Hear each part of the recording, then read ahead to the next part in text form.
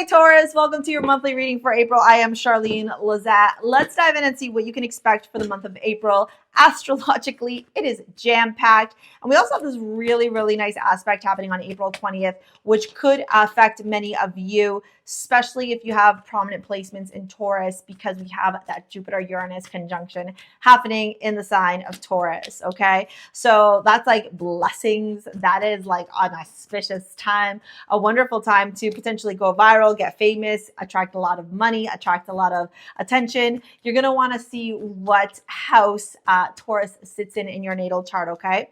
Let's dive into this reading here. We're going to pull out a bunch of cards. We'll do love at the very end, all right? So just so you know that. We will dive into love, but I do it at the end. First, I pull out all the other cards.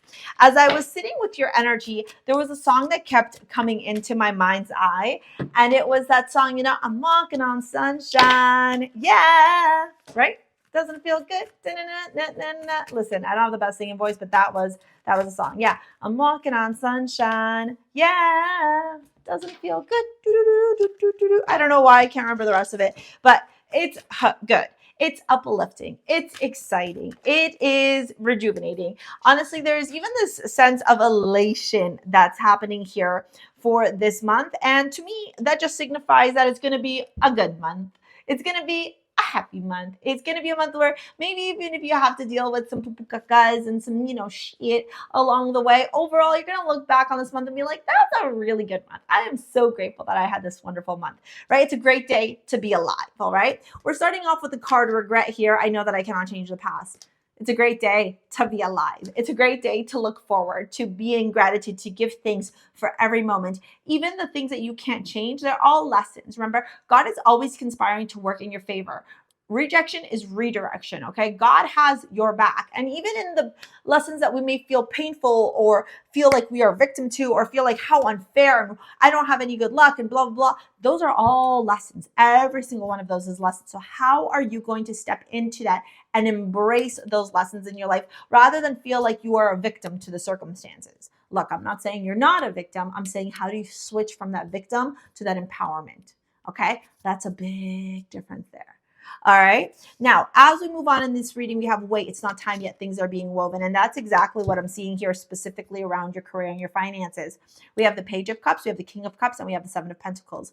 The Page of Cups and the King of Cups together when it comes to your finances indicate a maturing, a leveling up when it comes to your emotions and your feelings and how you approach the creative endeavors, the ideas, the visions, the dreams that you have around your finances and your money.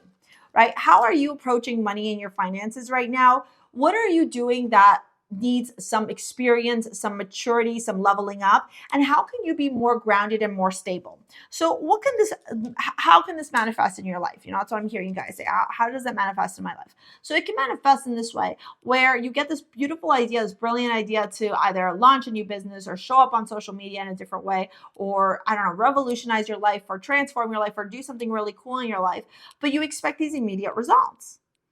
And then when you don't see results in like one day, you're like, failure, I suck, terrible, horrendous, the worst, right? No, we got to give it time here. And that Page of Cups, that King of Cups jumps tells me that there's a massive leveling up here, a massive moment of maturity when it comes to your emotions and these brilliant ideas that you have.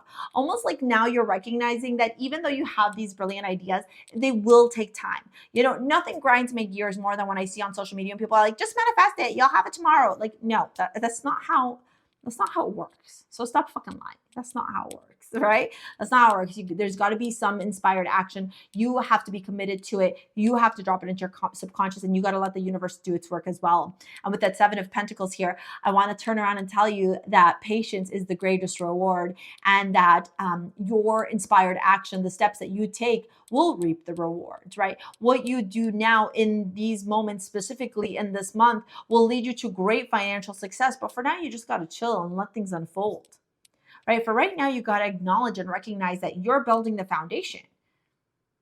How can we have this beautiful, wonderful tree if we don't build the proper roots, right? Like it just won't happen. Page of Cups, King of Cups, and the Seven of Pentacles here showing you that, okay?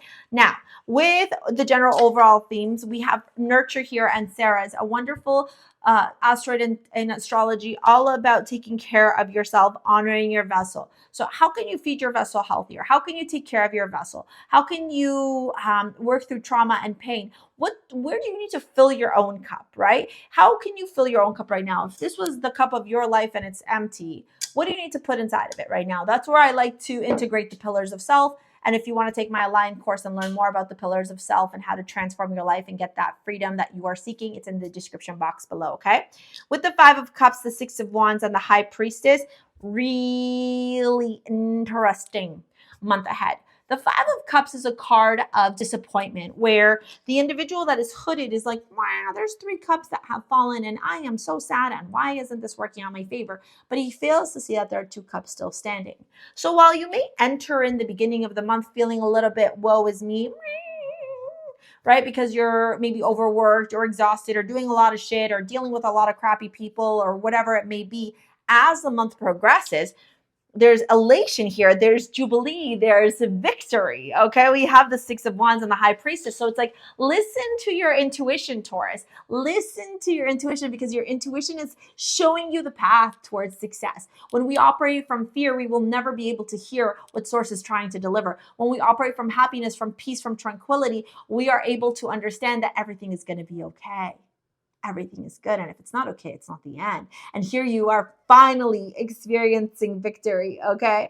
And I love this for you. To me, this is a nice way to wrap up the month with the Six of Pentacles, or Six of Wands, sorry, and the High Priestess, because it's reminding me to remind you to step in and listen to your higher self. Your higher self will never lead you astray.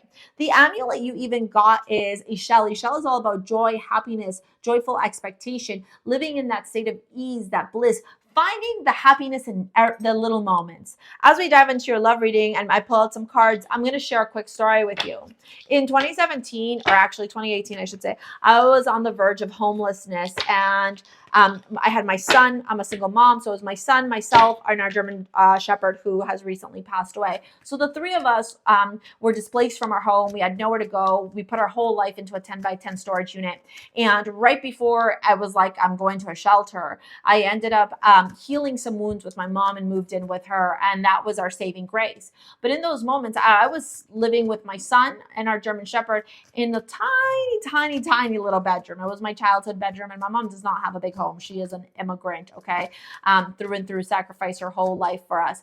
And you know, in that tiny room, my son and I lived out of luggage cases. So our luggage was under the bed and my mom made some space in the closet so that I could hang up some of, you know, the more dressier clothes, whatever. And it was Willow, Charlie, and I in that small little room. And it was from there where I rebuilt my life and where I built this beautiful community that we have, this thriving YouTube channel, all this happiness that we have, all this joy, all this elation. But that couldn't happen if I didn't believe in myself. Right? None of that would have ever been, I would have never been successful, would have never been victorious if I didn't believe in myself. So I became so committed to my success. I nurtured myself so much. I focused on so much of that healing, of like getting that clarity, understanding. I learned as much as I could from every which direction. I was like a sponge for knowledge, for information, for networking, for everything, so that I could acknowledge that I can't change the past. I can't change what happened that led us to, you know, the verge of homelessness and poverty, but I could rewrite the future, right? I could change the way my future outcome would be. And that's exactly what I did. And this is exactly what you're going to do this month as well, which I really, really love. It may not be homelessness and poverty, but whatever struggles you're currently going through, you're learning how to shift them by stepping into a place of ease and bliss and happiness and trusting Source versus being in the state of fear. Now, when it comes to your love and romance, we have the Tower, love yourself first, and the Chariot here. This is about you taking control of your emotions and your feelings when it comes to your love life and not letting yourself get swept away by the first person that goes, whatever. I don't even know how do people flirt these days. That is how I flirt.